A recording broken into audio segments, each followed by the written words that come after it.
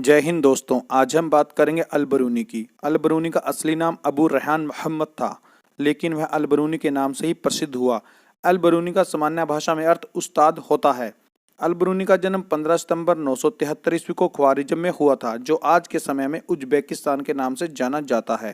ख्वारिज़म शिक्षा का एक महत्वपूर्ण केंद्र था और अल-बरूनी ने उस समय उपलब्ध सबसे अच्छी शिक्षा हासिल की थी। अल-बरूनी को इतिहासकारों ने भारतीय इतिहास के पहले जानकार की संज्ञा दी है। अल-बरूनी यूनानी भाषा का जानकार नहीं था, फिर भी वह प्लेटो तथा अन्य यूनानी दार्शनिकों के कार्यों से पूरी तरह परिचित था, जिन्हें उसने अरबी अनुवादों के अध्ययन से पढ़ा था। जब महमूद गजनवी ने ख्वारिज़म पर आक्रमण किया, तो वह कई विद्वानों और कवियों को अपने साथ गजनी ले आया था, जिसमें अल-बरूनी भी शामिल था। शुरू में अल-बरूनी एक कैदी के रूप में था, लेकिन गजनवी उसकी विद्वता से प्रभावित हो गया, जिसके बाद गजनवी ने उसे अपना राज ज्योतिष नियुक्त कर दिया था। गजनी में रहकर ही अल-बरूनी को भारत के प्रति रुचि विकसित हुई और उसके बाद महमूद गजनवी की सेना के साथ अल-बरूनी भारतीय उपमहाद्वीप पहुंचता है। अल-बरूनी ने 1017 से 1020 तक भारत और श्रीलंका की यात्रा की। अल-बरूनी ने ब्राह्मण पुरोहितों तथा विद्वानों के साथ कई वर्ष बिताए और संस्कृत तथा धर्म दर्शन का ज्ञान प्राप्त किया। 1500 ईस्वी से पहले अल-बरूनी को कुछ ही लोगों ने पढ़ा था, लेकिन भारत के बाहर अनेक लोग ऐसा कर चुके थे। कई भाषाओं में दक्षता हासिल करने के कारण अल-बरूनी भाषाओं की तुलना तथा ग्रंथों का अनुवाद करने में सक्षम था। उसने कई संस्कृत कृतियों, जिनमें पतंजलि का व्याकरण ग्रंथ भी था, का अनुवाद अरबी में किया। अपने ब्राह्मण मित्रों के लिए उसने यूक्लिड, एक यूनानी गणितज्ञ, के कार्यों का संस्कृत में अनुवाद किया था।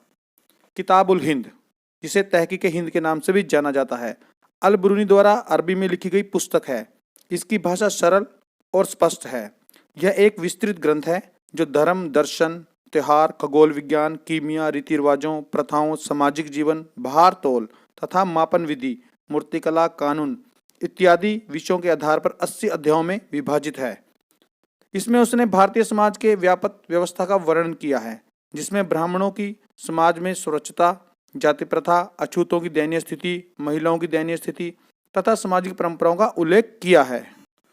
हालांकि अल-बरूनी ने प्रत्येक अध्याय में एक विशिष्ट शैली का प्रयोग किया था, जिसके आरंभ में एक प्रश्न होता था, फिर संस्कृतवादी परंपराओं पर आधारित वर्णन और अंत में अन्य संस्कृतियों के साथ एक तुलना की जाती थी। अनेक इतिहासकारों की मान्यता है कि अल-बरूनी की ज्यामितीय संरचना स्पष्टता का मुख्य कारण गणित की ओर झुकाव था। अल-बरूनी अपने लिए निर्धारित उद्देश्य में निहित समस्याओं से परिचित था। उसने कई अवरोधों की चर्चा की जो उसके अनुसार समझ में बाधक थे। पहला अवरोध भाषा थी। संस्कृत, अरबी व फारसी से इतनी भिन्न थी कि विचारों व सिद्धांतों को एक भाषा से दूसरी भाषा में अनुदित करना आसान नहीं था। दूसरा अवरोध धार्मिक व प्रथागत भिन्नता थी। तीसरा अवरोध अभिमान था। ध्यान रखने की वाली बात यह है कि इन समस्याओं की जानकारी होने पर भी अल-बरूनी लगभग पूरी तरह से ब्राह्मणों द्वारा रचित कृतियों पर ही आश्रित रहा। वह भारतीय समाज को समझने के लिए वेद, पुराण, भगवद गीता, पतंजलि की कृतियों तथा मनुस्मृति इत्यादि पर निर्भर रहा था। संस्कृत के विषय में अल-बरूनी लिखता है कि संस्कृत भाषा सीखना आसान नहीं है, क्योंकि अरबी भाषा की तरह ही शब्दों तथा विभक्तियों दोनों में ही इस भाषा की पहुंच बहुत विस्तृत है। अल-बरूनी लिखता है कि सारा हिंदू समाज जाति प्रथा के कड़े बंधनों में जकड़ा हुआ था। उस समय बाल विवाह और सती प्रथा की कुप्रथाएं थी और विधवा को पुनः विवाह करने की आज्ञा नहीं थी। अल-बरूनी कहता है कि देश में मूर्ति पूजा प्रचलित थी, मंदिरों में दान व धन दिया जाता था। साधारण जनता अनेक देवी देवताओं में विश्वास रखती थी, जबकि स्वयं शिक्षित और विद्वान एक ईश्वर में विश्वास रखते थे। सारा भारत छोटे छोटे राज्यों में बंटा हुआ था। उनमें गुजरात, मालवा, सिंध, कश्मीर, बंगाल अधिक प्रसिद्ध थे। इनमें राष्ट्रीय भावना की कमी थी। ये आपस में ईर्ष्या के कारण सदैव लड़ते रहते थे। ब्राह्मण वर्ग को मृत्युदंड नहीं दिया जाता था। उसने भारत के ब्राह्मणों को कूप मंडुता कहा है। उसने भारतीयों के बारे में कहा है कि वो दूसरों को ज्ञान देने के लिए तैयार नहीं होते थे। अपना ज्ञान अपनी ही जाति के लोगों को बड़ी कठिनता से देते थे। वह यह समझते थे कि उनके जैसा कोई देश नहीं है, उनके जैसा संसार में कोई धर्म नहीं है और उनके जैसा ज्ञान किसी के पास नहीं है। अल-बरूनी द्वारा जाति व्यवस्था का विवरण दिया गया है। उसके अनुसार भारत में 4 सामाजिक वर्ग थे: ब्राह्मण, क्षत्रिय, वैश्य और शूद्र। हालांकि वह यह भी दिखाना चाहता है कि फारस में भी 4 सामाजिक वर्गों को मान्यता थी: घुड़सवार और शासक वर्ग, भिक्षु, पुरोहित तथा चिकित्सक, खगोल शास्त्री तथा अन्य वैज्ञानिक और कृषक तथा शिल्पकार। यद्यपि वह यह भी बताता है कि इस्लाम में सभी लोगों को समान माना जाता था।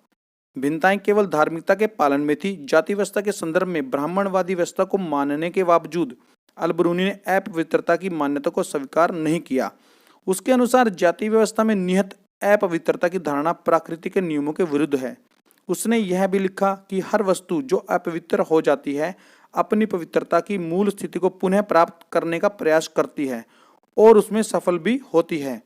अल-बरूनी लिखता है कि वैश्य व शूद्र वर्ण के बीच अधिक अंतर नहीं था। ये दोनों एक साथ एक ही शहर व एक ही गांव में रहते थे। जाति व्यवस्था के बारे में अल-बरूनी का विवरण संस्कृत ग्रंथों से पूरी तरह प्रभावित है। यद्यपि अंत्य जाति सामाजिक प्रताड़ना के शिकार थी, लेकिन फिर भी अर्थतंत्र का हिस्सा थी। अल-बरूनी ने मुनज्जम की उपाधि धारण की थी, जिसका अर्थ खगोलविद एवं ज्योतिषविद होता है। किताबुल हिंद का अंग्रेजी में अनुवाद चलरख सचाऊ ने किया था तथा हिंदी में अनुवाद रजनीकांत शर्मा ने किया था। 13 दिसंबर 1048 ईस्वी को गजनी अफगानिस्तान में अल-बरूनी की मृत्यु हो जाती है। जय हिंद।